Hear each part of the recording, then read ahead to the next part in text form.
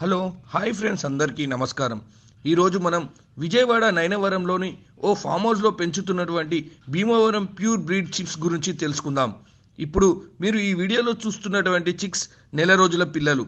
ఇవి ప్యూర్ భీమవరం జాతి బ్రీడ్. వీటిని అమ్మకానికి ఉంచడం జరిగింది. మరింత సమాచారం కోసం ఈ డిస్ప్లేలో కనబడుతున్నటువంటి నంబర్ను సంప్రదించండి.